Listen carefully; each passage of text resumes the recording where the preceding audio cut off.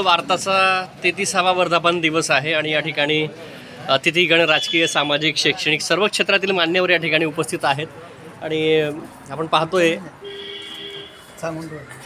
तर या ठिकाणी हा 33 वर्षाचा प्रवास. सर आज काय सांगाल तुम्ही? 33 वर्ष संघर्षमय जीवन आहे. वृत्तपत्र चालवणं सोपं नाही.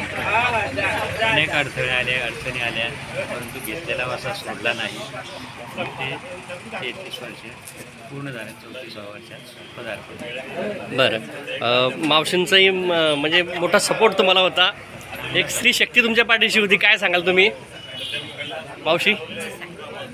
एरंडोल वार्ता ज्यावेळेस सुरू केलं त्यावेळेस फार मोठा संघर्ष होता, पण एरंडोल वासियांनी एवढं काही प्रेम दिलं तर आम्ही ते विसरू शकत नाही आणि त्या ऊर्जेमुळेच आज माझ्या पेपरला 33 वर्ष पूर्ण झाले.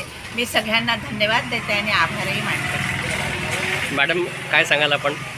आपल्या एरंडोल गावामध्ये आज एरंडोल वार्ताला 33 वर्ष पूर्ण झाली. ही फार आमच्या एरंडोल वासियांच्या खूप अभिमानाची गोष्ट आहे. आमच्या एरंडोल वासियांकरता नुसतं अभिमानाची गोष्ट असूनच